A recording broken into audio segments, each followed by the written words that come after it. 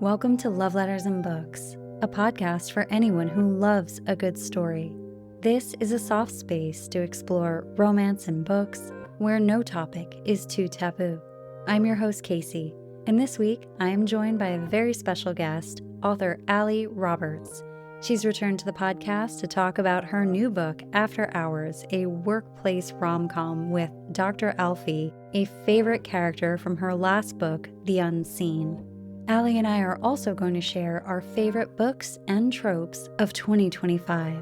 So make sure to check the show notes for a complete list of authors we mention in this episode. Allie, welcome back to the Love Letters and Books podcast. I am so glad you're here.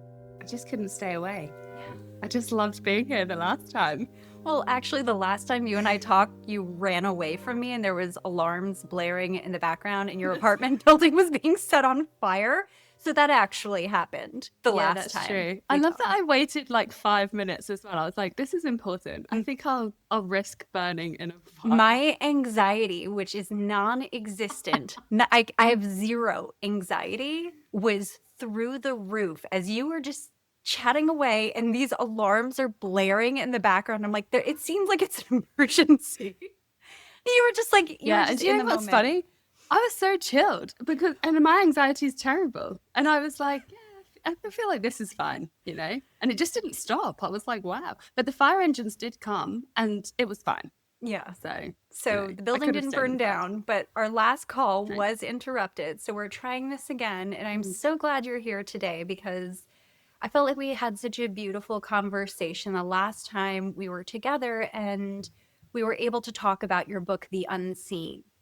And I'm just really honored and thrilled and grateful because your next book, After Hours, is going to launch in literally a few hours. And I'm getting to spend this pre-game time with you. So yeah, I'm just really grateful. It's so exciting. Actually, in Australia, it's already hit. So my husband's already reading it. I know. He just popped in and was like, I'm reading it on the balcony. So that was so sweet.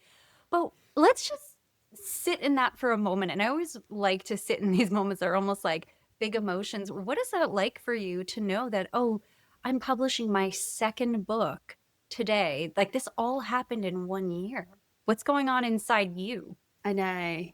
I feel like there's a lot of moths, like just, you know, when they hit into a lamp and they're like, oh God, shouldn't do that. Oh, shouldn't do that. And they just keep going and you're like, just stop. But that's inside at the moment. And last night as well, I was a little bit nervous last night. I feel like this week I've just kind of stopped thinking about it too much. And then last night, my husband does a run club on a Thursday night and he got home and I was like, I feel quite sick. And he's like, I think you're excited. And I was like, no, I feel really sick. So I just went to sleep. It was fine. But yeah, it took me a little while to sleep last night. But I've had some nice messages today already. So I feel like I'm okay. But yeah, I still feel nervous. Not nearly as nervous as last time. Last time last time you thought they were going to come and arrest you. Yeah, true. So, I thought I was going to get arrested for whatever. This is better. Having the audacity. So I feel much better than last time. Well, what would you have said to Allie a year ago to the day? Like you last year and been like, oh, here's a snapshot of you 365 days from now. And this is what life is going to look like. What would you have said to her? And would she have believed you if you're like, you're going to publish 2 books? Everyone's going to love it. It's going to be great. No. Yeah. Okay. I wouldn't have believed it because I hadn't had that conversation yet where me and my friend spoke and she said that I was more curious and I was scared. And we hadn't had that conversation until I think very early January. Yeah, I hadn't had that chat. And I think in my head, I was just feeling out what I wanted to do with it. I'd finished the book, but I was still doing all the drafting and stuff. And the thought of even publishing it was like such a pipe dream. I'm so glad I did it. Like, I'm just so happy. So if I could say something to myself, like my past self, it would just be like, you just got to do it. It's going to be so cool. Like, it's going to be so fun and like, it's going to be hard work, but it's not going to feel like a chore. It's going to feel like something you're doing because you're loving the work. And I don't think I've ever loved work before. That's a good point. And it does feel really different when you're doing something you're passionate about. Yeah. And I think we're almost not allowed to say that we don't feel that way about certain things in our life. But Yeah. I had an interesting conversation with AJ Merlin, who's an author that I love. And she'd done all of these incredible things in her life. Like, she's very interesting. She was just rattling off one after another. And I was like, wow, you did that too? She's like, yeah, but it didn't feel right until Yeah. she did this. And I was like, Yeah. oh, that's a really good point. Because I feel like we don't talk about that a lot. Like, if to the outside world, it looks like you've accomplished something or there's accolades, but it still doesn't feel the way you want it to feel inside. And like how you feel today with all the butterflies, the moths, all those feelings, I am imagining it feels like the most you. Like, this is Yeah. you putting yourself out there, your creativity, your stories, and like developing a readership. I mean, that has to feel really. It's very cool. I feel like almost quite settled. Like, I know that sounds kind of crazy, but I feel like maybe I'm starting to find my place. Like, I'm just kind of, everything's slotting. And don't get me wrong, the last few months have been horrific. Like, I've been so anxious and stressed. And like, I hate editing. I hate doing it. Like, I hate finding typos. And you're just like, what? How is this here? I've read this line 17 times. Like, Yeah. I don't know how this is still here. And editing, I find just very complex and, not my favorite thing at all. And then, even just the uploading process, even that, there's just a learning curve with everything. Yeah, and it's so interesting though, because there's almost that impulse, like if we don't know how to do everything perfectly and expertly as if we've been doing it for 15 years, and we almost like want to beat ourselves up, like, why didn't you know that? It's like, oh, because it's the first time I'm doing it. Yeah. Like, or Yeah, it's the for first time sure. I'm doing it in this way, it's like very Yeah. hard.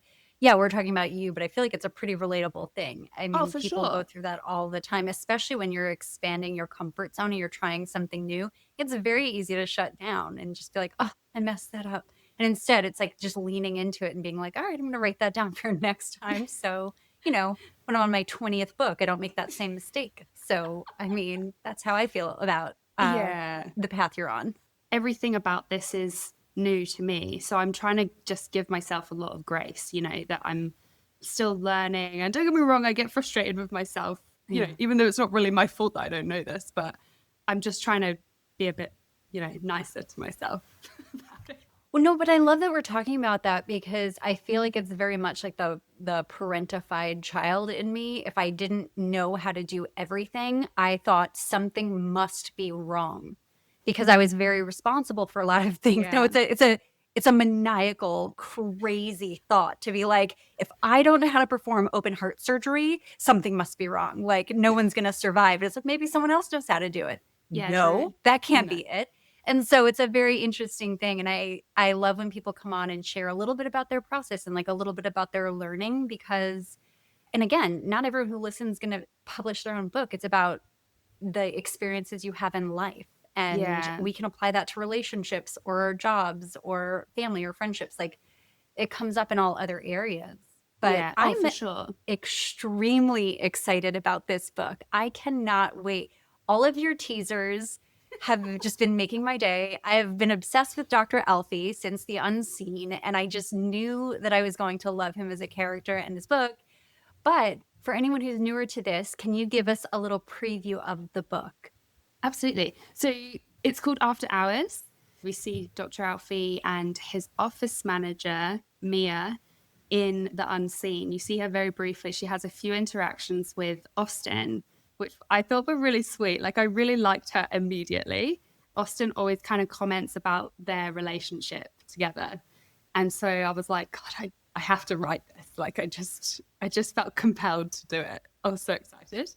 And Alfie is kind of, he's very rigid. He's a therapist, and super rigid.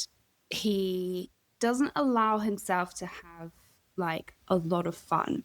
He's a very sensible person, and he is all in for the patients. And this is how he has been raised by his dad, who's like this famous psychologist. And there's a reason for this as well. There's a reason he's so rigid and so like tightly wound. And Mia is sort of like just a part of his day where he's just, you know, a bit dreamy. And he can just kind of watch her because she's stunning, obviously. And she's just a light in his life that he loves to have her around. The patients love her. She's studying to get her PhD in psychology. So she really wants to be a therapist as well, like Alfie. And she finds out that Alfie has been following his patients. And she panics and thinks that if he gets caught doing this and this blows up, because he's kind of a TV personality as well, he does this morning show, so people know who he is. This is going to be a big news story if it gets out that he's like stalking his patients. So she's like, oh my God, I need to keep this guy together. I need to keep him contained so I can get a job reference. And she's like had a huge crush on him. So she's like, I'm going to stalk my boss. Oh, I love it. I am so excited about this. These are my plans for the night, by the way. And I love that I always update my partner as to what the night plans are, because everything hits my Kindle at 9 p.m. where I am. And I'm just like, after 9 o'clock, like, it's Allie's new book tonight. You know, like, I'm very clear. It was so nice to see you. That's really nice. Not disturb. Bye. Do not disturb, basically. But no, I'm so excited about this book and these characters and how you're expanding this series. So can you just give us a little overview of the series that it's a part of? The first book, Austin and Olivia, I think that's just going to be the OG. I don't think that's going to be part of an official series, but there's going to be split like 2 series off of this original book, completely separate from each other. Like they're not really going to interact. So this first series starts with Dr. Alfie. It's called the Dinner Club series. And he has a group of university friends or college friends. They all did their PhDs together and they all do very, very different therapy. So you have Alfie, who runs his own practice. And you also have Lottie, who also runs her own practice as well. So those two are probably the only 2 similar ones. You have Katie, who works with the police. So she does like criminal psychology and she interviews people that have been arrested for crimes to try and decipher like their mental state when they committed crimes, blah, blah, blah. And you have Jonesy, and him and Katie are enemies, kind of. They do not get on with each other. And he's in the army. So he's an army psychologist. And then you have Caleb, and he works in emergency care. So like an emergency room psychologist. So he'll just be there like sort of when people come in and into the hospital being really unwell, and he's that immediate person that they'll see. So there's all these different kind of, and I just love that about psychology. It's just so, and I never studied psychology, but I just find it so fascinating, all these different jobs. I was going to ask, I wanted to know, was there something that inspired you or drew you to this profession to write about? I don't know. I think I should know this. I think I just loved the idea of, originally the idea obviously was for Austin to have this sounding board of someone that he could look at and see as someone that he would almost check in with, someone that he trusted with his whole life, with his decisions, just to ensure that he was being a good person. And that's where Alfie came in. And then the more I thought about Alfie, the more I was like, oh, I think he's going to need a really good community around him because of the way he is. And then all these side stories started like growing and growing and growing. And I was like, oh God, I've got so much to write down. Well, as a reader, I'm very excited that you're overwhelmed. And I just hope the books keep coming at this wild pace. You mentioned the last time we talked, you were like basically setting yourself up for an every 4-month publication. So I'm not going to hold you to that, but that is really exciting. So this episode is going live in the end of December. So this will have been up for a while, and then the paperbacks will be available soon. So anyone who's interested, definitely make sure to check out the links in the show notes, because I'll put information there for Allie and you can connect and read her books. So Allie, I'm so glad we talked about that. And then you and I have quite an episode ahead of us, because when we were like yip-yapping the last time we talked about just basically Oh, do you have a notebook? Oh, So God. much better than me. I have some notes on the screen, Just but writing I was them like just going through our favorite everything of the entire year. And I think that Yeah. this is really fun because, you get to learn more about what people are interested in, what authors they're reading, what books they're reading. So I'm actually going to have you kick us off. What topic do you want to touch on first?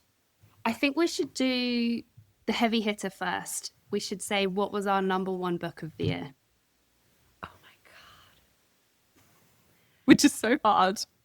It's so tough because let's just talk about why this is tough and then we can dive into it because we can do this. This is tough because I feel like we're both voracious readers and I read so many incredible things this year and from so many genres. So it's really difficult to do this. Oh, for sure. But I'm going to set us up for success and just say, if we had to choose, gun to our head, we are going to choose, what is your favorite book and author of the year? My favorite book of the year was Mate by Allie Hazelwood. Yeah, it was. You've not read it? No. Oh, okay. Right. Let's get into this. This is going to be like The Mummy all over again. Okay, so brace yourself. I love it.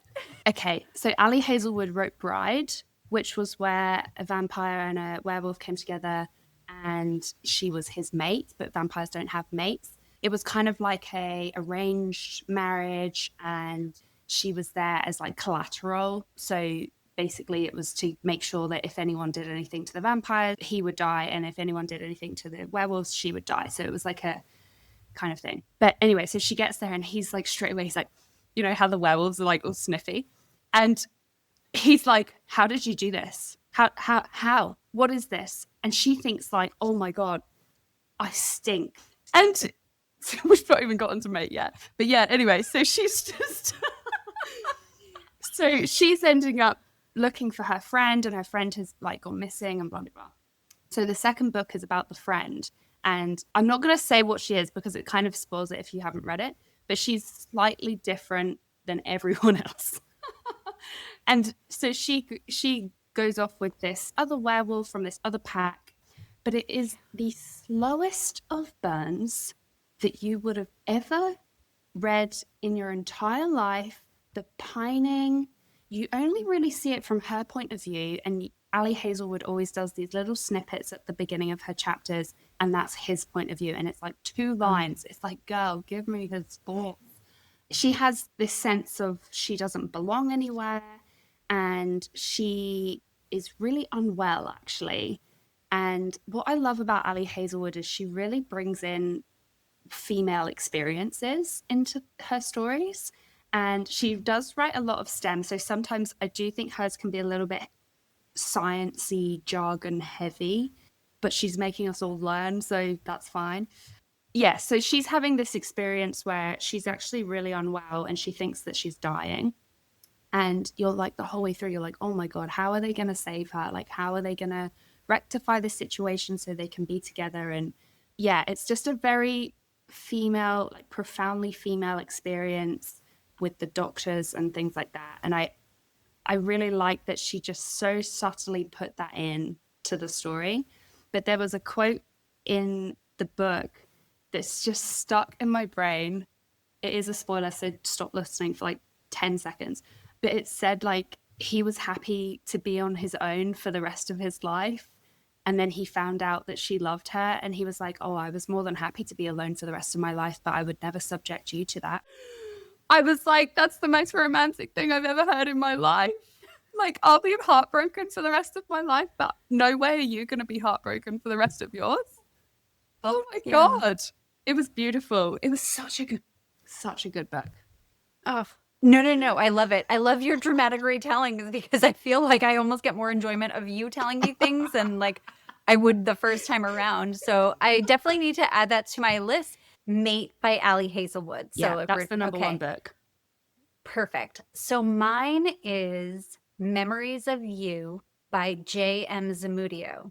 And Jess was the first author that I actually interviewed on this podcast because I picked up her book. I just saw her talking about this book on TikTok.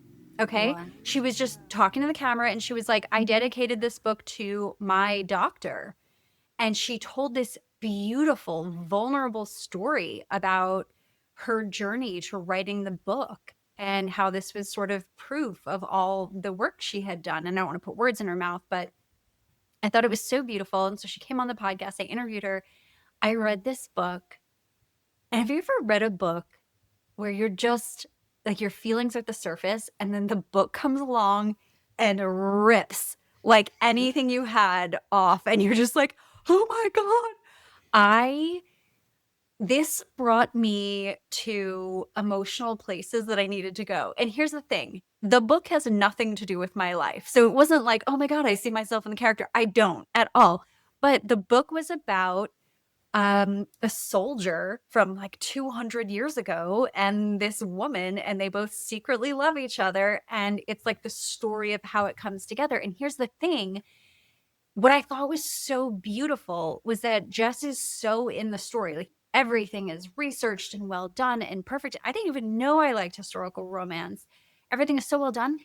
The characters are so relatable. You feel like it could be you as a woman in this woman's position because she's writing these characters you just feel connected to, their thought process, their feelings. And obviously they have to behave differently than we would. Yeah. But just the emotions that they tap into. And the main character in the story, the main male character, is someone living with severe PTSD. He's been in a war, and this is not the language that they use, but Jess is describing his experience with that throughout the book, and you know what it is that he's going through.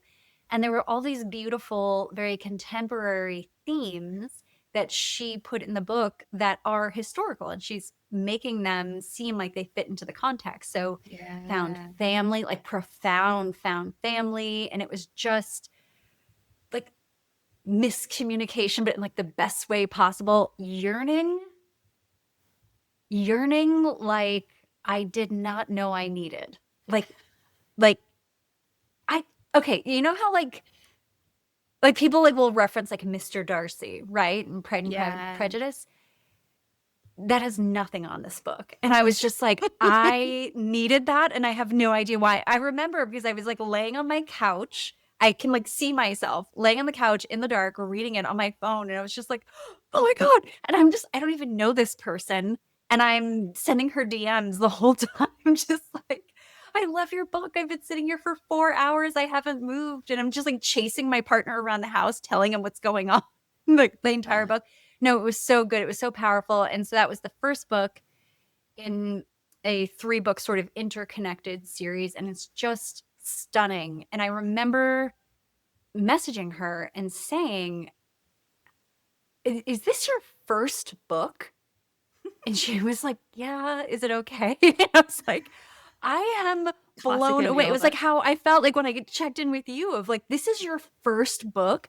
And I am so shocked at just what people are able to put out as their first thing that they're publishing. I mean, I was really, really impressed.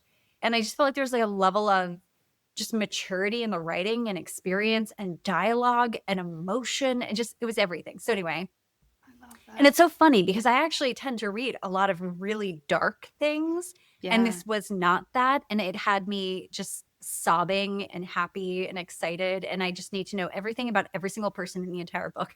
So yeah, I'm just like encouraging her from afar to finish the series. So I love that. Memories of You by J.M. Zamudio. Memories of You. Okay. I feel like sometimes books will just fundamentally like change your DNA. Like they change something shifts when you read them and you're like, oh my God, that's going to stay with me forever. Yes, I love it. And it was this powerful, loving, positive romance. And I just felt like I didn't even know I needed it. And it was exactly what I needed. And it was just really beautiful. So yeah, I mean, and it's funny because I wrote a list of, I think, my top 5 other books of the year, and they're all super dark. Like this book is the anomaly in my sort of catalog, but Do you have a few other books or authors Yeah. that you would say were your real standouts this year? Okay, let me get the list. I have read this year a lot of Chelsea Curto. I think I'm pronouncing her name correctly, the surname Curto. She has written, honestly, like an unbelievable amount of books. Like, she's just on fire. But she writes the DC Stars books, which is a hockey romance series. And I read a few of them, really, really liked them. And she released one this year called Hat Trick. And basically, the guy is a hockey player, gets into an accident, loses his leg, can't be a hockey player anymore. And it goes through the devastation of him losing a limb, but also losing a career, losing a part of himself. And he has to go through all of this and is just completely lost, doesn't want to engage with anybody. And his physio, Lexi, she is just relentless. And he always had she's the team physio. He always had a huge crush on her. Like, he used to get all like wobbly around her, like, and well, I imagine he does that. And she is just like, nope, we're doing this. Get up, come on. She's also very nurturing and very caring.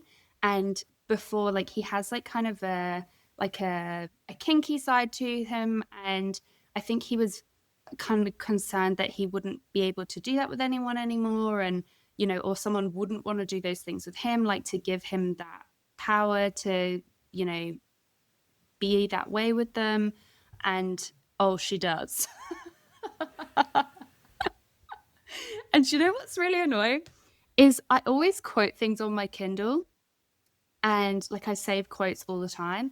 I lost my Kindle when I was in Europe, and I lost all my quotes that I'd saved. Oh my God damn it. But someone out there is opening your Kindle and really having their mind blown. Yeah, they're seeing pure Needs to be filth. saved. Yeah, I have no doubt. But he calls her Lexi Baby. And like, I know sometimes in books, people have the nicknames, and some of them are really good and some of them are not so good. But Lexi Baby, I loved it. It was just so like perfect for them. And I just thought he was such a lovely MMC. What I really liked about it as well is that he had this like huge thing that happened to him. And it wasn't like, oh, he got the girl and it's all fixed. He still would have really bad days, and that was acknowledged. And it wasn't just like, oh, okay, she wants to be with me. Amazing. My whole life is fixed. It was, they still kept the acknowledgement that he'd lost something so profound. And to still feel deserving of love and a relationship and connection and all of that, even if you don't feel 100% like you've moved past it. So like sometimes in media you see that there's this message that like you only get love when you're like completely fine alone and you're all fixed and you're perfect. And it's like, no, like I've never really aligned with that. I just feel like at every stage of our lives, we're going to be flawed human beings struggling with one thing or another. And it's really about, how we show up in this moment. And I don't think that love and connection and care and co-regulation is reserved for people who are perfect. Like it just... So I don't love stories like that. So I'm excited about this. And this is actually on my list because on like the fire call when you and I were on and you had to like run away, you and I had started talking about this and I'd added it to my list. So she's definitely an author that I'm diving into.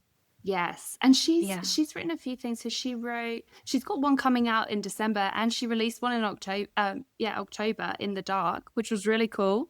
That was like a dark rom-com, like serial killer one, which I also is a trope I'm really enjoying. There's all these serial killer rom-coms, and I think they're absolutely brilliant. I will eat them up. Like, they're so good. I love that. Yeah. Because I do really like dark books, but sometimes I'm like, well, you need a bit of comedy to balance it for me. Yeah. So I'm really a little enjoying levity. This. Yeah. Are there any other books in that genre or authors that you've really liked for that specific genre you're talking about? To be honest, I got into it because of Lights Out, by Navessa Allen, Navessa Allen. Should I do We that know again? who you are. Okay. No, we're just going to keep this in. No, just Okay. like, it's like 6 a.m. where you are. It's fine. And I've been up since 5:30. So we're just going to get through these names in whatever way we can. It's going to be like an emotional thing. They're going to know that we're talking about them. Even if Everyone we can't pronounce knows their names. Everyone knows who I'm talking about because Yes. everyone I've ever met in my entire life has read Lights Out. It's bloody brilliant. That's what got me into this genre. And that's kind of what I was like, I could write something like that. But mine's a little bit more rom-com-y, but like The Unseen was. But I did really enjoy her one. I thought it was great. And even now, like Brynne Weaver, she's written like Tourist Season, and she wrote like Butcher and Blackbird. That was so good. Like I did another book on my list that I haven't read, but it's on the list. They're so good. And I did wonder, because her Butcher and Blackbird series, 3 in the series, I've actually only read 2 of them, but I did wonder how there was going to be so many serial killers and whether it would be a bit overdone. Do you know what I mean? I was like, how are they all serial killers? But she does it and it works. And I just think, yeah, like, you know, I'd love to write another reverse kidnapping, but now I feel like I can't write it. But Brynne Weaver's like, nah, fuck that. I'm going to write the same thing. We're reverse kidnapping everyone. Yeah, exactly. Like, I'm just like, well, if she's doing it, why can't I do it? Maybe I'll just do it and then just squidge to the left a bit and then we'll go down a different route. Yeah, I like that. I like that people can take a theme and run with it in so many different directions. I think that tells you how good of an author they are and how good of a writer they are, because people want to eat it up over and over and over. Like, oh yeah, that's the same thing, but slightly different. Yeah. And then also, just for one more, I did want to write, because she's a British author called Holly June Smith. Her books are slightly shorter. If you're looking for something like a nice little palate cleanser, I think, they're almost novellas, probably a little bit, they're between a novella and a novel. They're cute, they're spicy, and I'm currently reading one where it's the Christmas one, and it's like a snowed-in alpine lodge, and he is the brother's best friend, and he is a audio, like erotic audio person.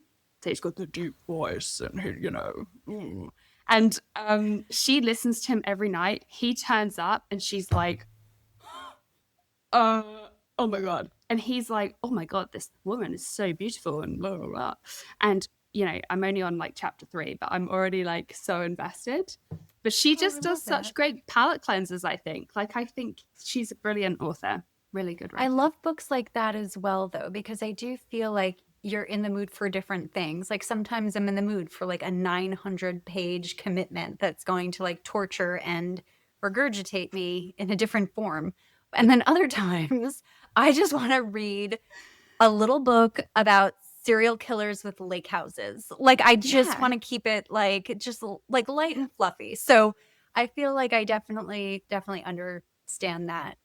So as I'm thinking about some of my favorite book author combos of the year, and I'll kind of move through them pretty quickly, but I was thinking about this and I was like, is there a pattern here? Like what was I reading that stood out to me? But they're all really emotional. That was the connection that did stand out to me.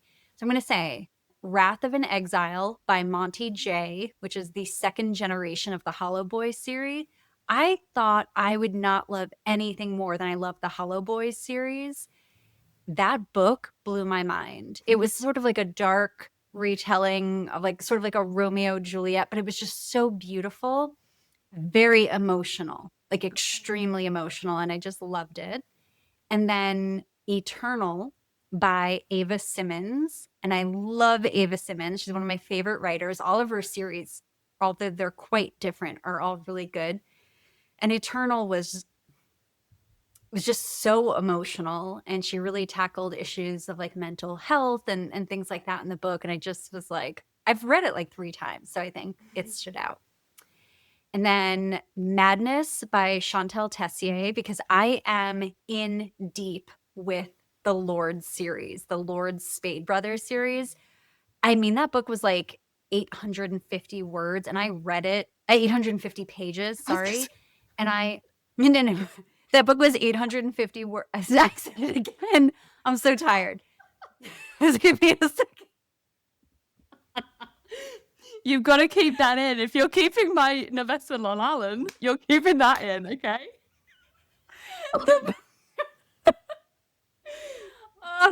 I am not built to wake up and start working at 5:30 in the morning. I just want to say that. Who But is? yeah, no one. So it's like 850 pages. And the point in sharing that was I read it in 24 hours. So my point being, I did nothing except devour this book. And it was so good. And so her next book in that series is coming out probably within the next month. And that's called Chaotic. And so this series is super dark, very layered, all of the adjacent series in the world that she's built. So when you dive into the books, you end up reading like 20 books because you want all the little details of the side characters. She's brilliant. So that's one of the books. And then next on my list was Fear Me, Love Me by Lilith Vincent. And it's like a dark retelling of The Labyrinth. If you've ever seen that film, The Labyrinth with David Bowie. It was so good. And there's actually a graphic novel for the book as well, which I think is incredible. Cool. It was so beautiful. And the last one was Leave Me Behind by K.M. Moronova, who is one of my favorite authors that I've read this year. And that's a dark military romance. It's like the dark forces, underground military. And it is, you know how they always say things like enemies to lovers or like a bully romance? These two are actively trying to murder each other throughout the whole book. And they're like professional murderers. So their level of, enemies to lovers is like nothing I've ever seen in a book before because they can actually murder each other and would probably get promoted at work for it. So that was sort of my list of the top ones. But yeah, no, I definitely deep in the Lord series. Like I just love that her storytelling is so complex and it's funny because the criticism that I sometimes hear is like, oh my God, it's just like, it's so smutty. And I'm like, have you read it? The plot has everyone on the internet in like a frenzy. People are posting their theories like 9 books deep of what one character said in the first book to another character from another series. Like it's insane. People have like whiteboards with like connecting dots. Wow. And it's insane. So I feel like I really love that series. It's like a world you can get lost in. Yeah, for sure. So anyway. Oh my God, I love that. Yeah. Yeah. Yeah, we just we poured out books. Notes. We have to like list all of these in there. So let's move to tropes because that was another thing that you wanted to talk about. Yeah. And we had mentioned maybe what our top 3 tropes of the year that we found ourselves gravitating towards were. So can you share some of yours? Yeah. So definitely the hockey romance for me was just, I don't know how people write it like again and again. And I love it so much. But yeah, so Chelsea Curto, big one for me. I really like, I know this wasn't released this year, but Meghan Quinn wrote the Agitator series. And she's just so funny. We talked about her last time where she's very heavy on dialogue and not heavy on description. So if you kind of like that quick style of writing, that's a great author to read. She's very, very funny. The banter is just so good. And she writes sex scenes like you wouldn't believe. Like my husband, I put him onto it and he was like, Jesus Christ, like, God. It's like, I know. He's like, fucking pants down, let's go. So that's a great one if you really like that. But she doesn't write a lot of actual hockey scenes. So again, if you like the hockey vibe, but you're not really big on reading actual scenes with plays and things and games, that would be great for you. I'm trying to think. Oh my gosh, I've forgotten her name now. Was it Stand and Deliver? You interviewed her. Strong Stand. Sloane St. James? Yes! Sloane St. James. Oh my God. That's so funny. It's so funny. She and I just had an email exchange this week. It was super sweet. So anyway, that just happened this week. And she has this new series coming out that I'm really excited about. But oh yeah, I love her. Her hockey series, the Lakes hockey series. The Lakes hockey series, that's right. Was incredible. The way that she writes, I actually love her style of writing. I think it's so consuming. And it's like I put the book down and I'm like, what was I just watching? And I love books like that. And I'm like, oh, idiot. I wasn't watching, I was reading. She's just that good. She makes me see it. I'm not reading it, I'm seeing it. And she's just such a fantastic writer. I hope everything's okay with her because, she's just, what a wonderful, wonderful person to read her stories. And that's great news that she's got a new series coming out. But yes, I would recommend Sloane St. James to anyone because that was just so all-consuming. And also Stephanie Archer for a hockey trope. Gloves Off came out this year. And it was like a pure enemies to lovers. And actually there's this one scene where they have sex for the first time. And he's like, he hates her so much. And he's like, don't you dare come. Don't you dare. Like, this is for me. This isn't for you. And I was like reading it and I was like, why is that so hot? Why? And he doesn't let her finish. And I'm like, I would be livid if someone did that to me. Like, my husband Now you know. I was now like, you know, though, that was the thing. I was like, oh my God. I was reading it. I was like, it was just the best book. I love her writing, that book in particular, because I do like that whole series. I think the whole series is really good. That particular one, I do love an enemies to lovers. And that scene, I was like, holy moly. Like, who knew? Lord. I didn't even know this about myself. Like, I'm discovering things. Yeah. Well, if we're talking about hockey, because I do think, like, let's stick with that for a second, because I think that was surprising for me as well. C.R. Jane was the author who I mentioned to you, and she's been on the podcast. She writes the books, we just eat them up. People just eat them up. They're so good. They're so beautiful. The romance is so good. The connection is so good. And it's a very specific type of story. And I just think that you would love her. And she's one of my she wrote one of the most beautiful love letters on this podcast. She had me bawling. Like, I think I cried like 4 times during her interview. But her books are just so beautiful. Yeah. No, I think you're really going to like them. So yeah, the hockey thing I think took us by surprise, probably, like, at least me. I'm not like I can play sports, but I did not know that I would love that. And I fell in love with her series. I'm trying to think what other tropes, because we did the serial killer ones. So we've already I'm going to give you a trope. Oh, let's do a trope, because I'm going to give you one that I had no idea, but has healed core parts of me that I did not know I needed. I love when people write about terrible parents. And it has been the most healing thing. Like, I need a parent who is so bad that they just feel like an evil villain. And like, I find that to be one of my favorite things to read. So the Lord series, all the parents are just deviants. And so it's very healing. If you have any like unresolved childhood trauma with these parents, really, like, they work through it. And I had no idea that I loved reading that until I think this year it just really like rose to the surface. But like Eva Simmons writes about that a lot. Shantel Tessier writes about that a lot. And it's just really, I don't know. I had no idea. Much like the hockey. I had no idea that I like terrible parents in books. Joe, I do love that because I feel like when people say, oh, it's just fluff and, romance books, they're just fluff and it's just sex. And it's like, no, it's unresolved childhood trauma. It's like helping you work through your emotions that you've experienced and don't have an outlet for. You're watching somebody else navigate the exact same emotions that you're having, and they're resolving them, and it's helping you resolve yours. It's so good. Yeah. It's therapy. But I do want to say something about that, because I often touch on that on the podcast where people will say, oh, it's just this.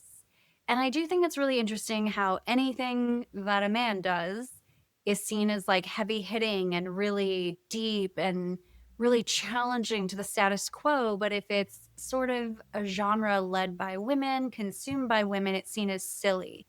And I don't believe that our emotional lives, our sexual lives are small.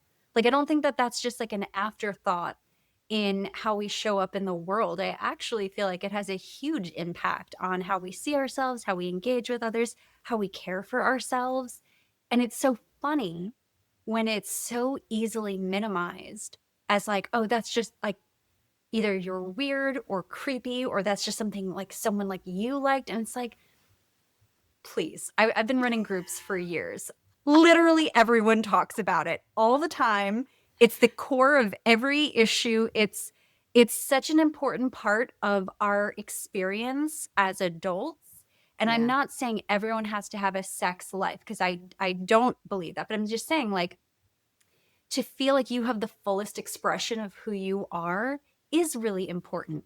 And one of the things that I so often see when people are maybe like interacting in like Facebook book groups is people talking about how reading a book really opened their mind up to something, or like they didn't know that they liked something, or that they were attracted to something, or something turned them on, or made them feel safe, or made them feel attractive, and wanting to explore that with a partner. And it's so interesting to me the moment someone expresses curiosity about something that's appealing to them and they're met with ridicule or shame or shut down, because I see nothing wrong with you feeling safer in who you are, in your body, in your sexual expression, in your verbal communication, in your emotional depth. Like, this is my little podcast, so maybe I'm just talking about it like that, but I just think it's such a powerful, healthy thing.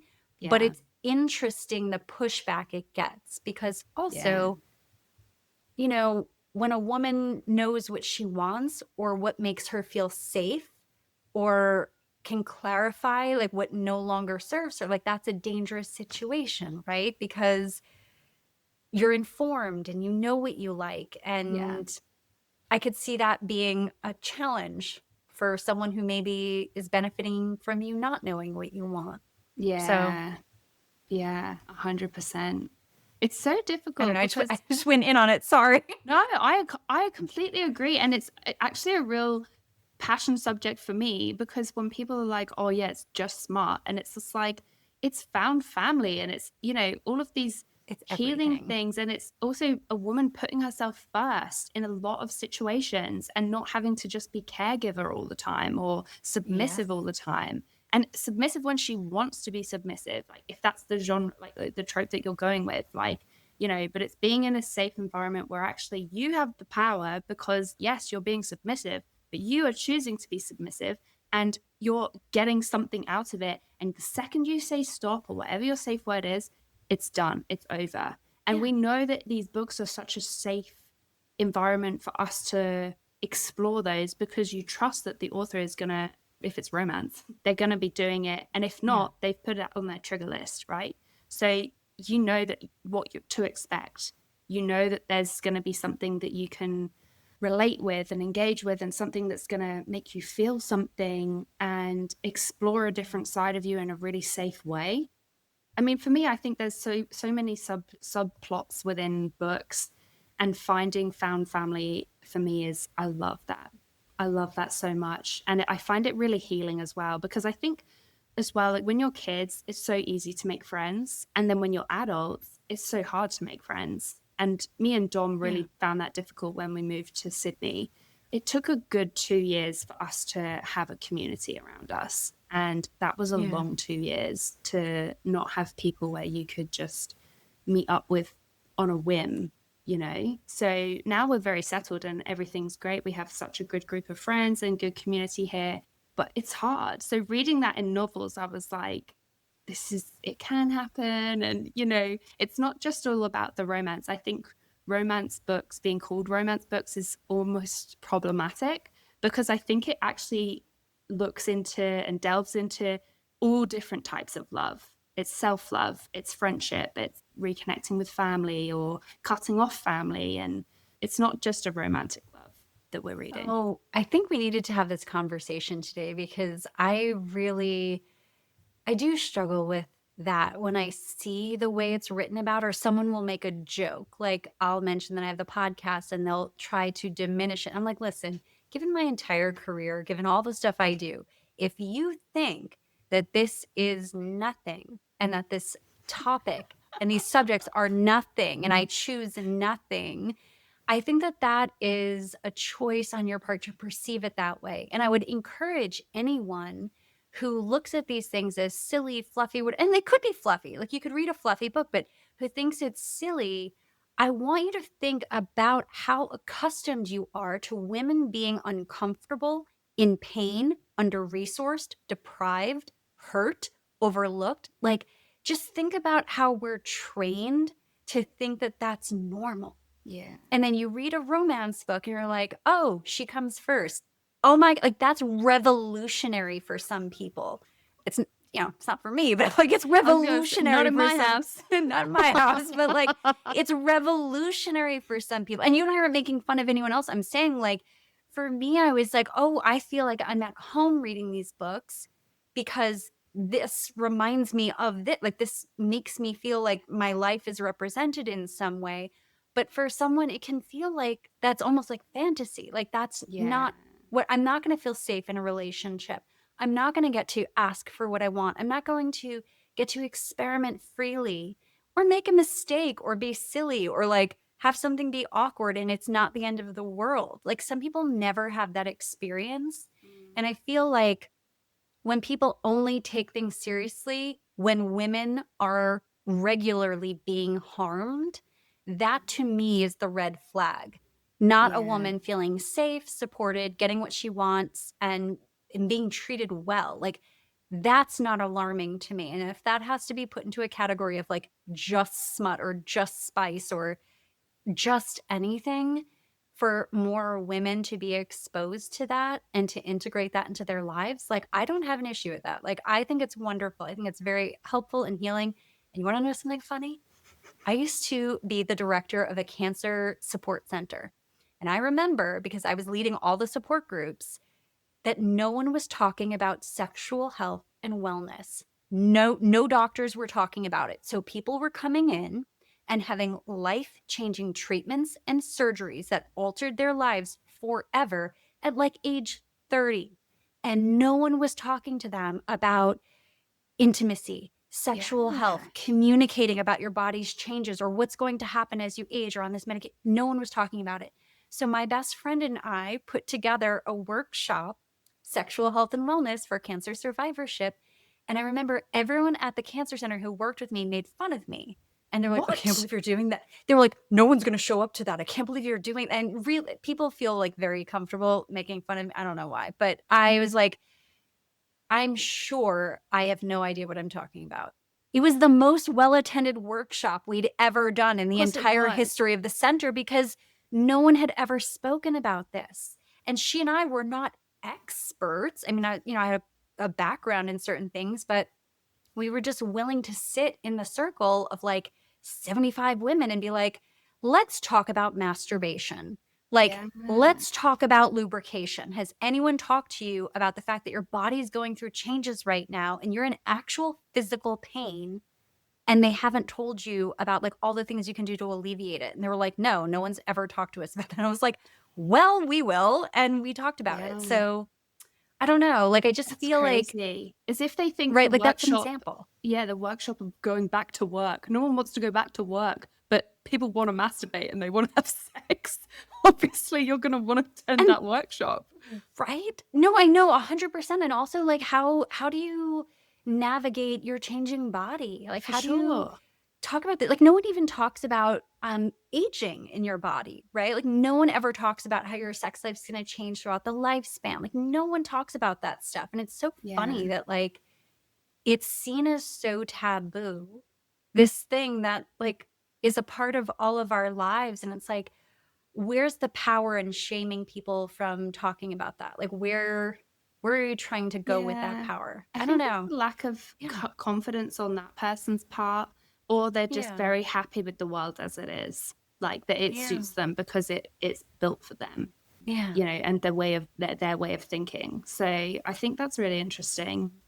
I didn't want to tell people at work, and some people at work do know, and they mentioned that they'd seen some of my posts on Instagram, and I was like, yeah, we cannot talk about that if you want. Like, we're at work, so let's not. Because some of them are a bit like, they're explicit. Dr. Like, Alfie. Yeah. And they were like, yeah, I didn't really like that. And I'm like, well, I wouldn't read it if I were you. They said that to you? Yeah, like I think some of the I know. Well, no, it was a guy, and I was just kind of like, well, of course it was. I knew it was a guy, by the way. and I was like, well, I didn't write it for you with you in mind, so You know, I wasn't like, thinking about you when I wrote this sex scene, no, by the I way. was thinking about all the girls that are going to be like, fuck yeah, Dr. Alfie, like, you know, spit on me. Exactly. No, but I just think it's so interesting that that guy has never told anyone about all the violence against women in media and how Yeah. pervasive that is, and how we've just accepted all the horrible things that we like watch happen to women on screen. Let's just say TV and movies. He's never said anything about that, but he had to let you know I know. that he didn't like that. And to be honest, I kind of was like, I did kind of know that he didn't like that kind of stuff. You know, I think he grew up very sheltered and stuff like that. So I kind of just took it with a pinch of salt. I was just like, well, you know, I really don't think it's for you. Like, you know, it's just kind of one of those things like, yeah, I would rather you didn't read it, to be honest. Yeah. So, and he Or was let's like, not talk "Really?" about it. Yeah, like you don't have to bring this up. Like you don't have to tell me. You don't have to bring it up. Yeah. You can stay quiet I think if you want. proximity is a very interesting drug. Feeling like you can reach someone or touch someone is very interesting. And I see it happen so often on social media, the way people talk about what people create. Like they talk about it in a way that I'm just like, that's a real person that you're talking about. Like that's their art. That's their body of work. I am glad you're writing these things. And I'm glad you're in this genre. And I'm glad that you're writing books where women feel safe and empowered and they have men who love them and are all in for them. Yeah. We got like suspiciously deep in this conversation. We always But do. I feel like I want to be mindful of your time. I know. So I might need to go. I actually have to go to you work. have to go. I know we didn't discuss this, but I do have a love letter. Because, The floor is all yours. I needed a love letter today. So Allie, please share your love letter. To Casey, I can't express enough how grateful I am that you stalked me on Instagram to be on the podcast. Our chat was the first time I'd spoken to someone I didn't have a formal relationship with about my book, and I was so nervous. But you have this way of putting people at ease that is so rare. You're building something so special here in already such a wonderful community. Your podcast is such a light. So keep going. I want to hear and be a part of everything you do in 2026.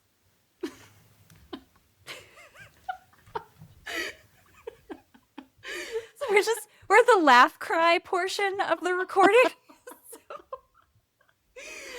Love Allie. Anyone who's listening, I had no idea she was going to do that. And that is the sweetest thing. Thank you so much for that. And I just really appreciate it, Allie. I loved getting to chit chat with you today. And I know you have to run to work and I have to like wrap up my day so I can start reading your book after hours. But I'm just going to close this with having all of the listeners know that we will put links in the show notes. I know we dropped a lot of information on you about books and authors we love. So I'll try to include every single one of them in the show notes. So Allie, thank you so much for joining me. I'm so excited to read your book, and I'm really glad that we connected in 2025. Me too. Thank you so much. Thank you for listening to this episode of Love Letters and Books, a podcast for anyone who loves a good story. If you enjoyed this episode, please take a moment to follow, rate, and review this podcast on your favorite listening platform. You can find me on both Instagram and TikTok at Love Letters and Books.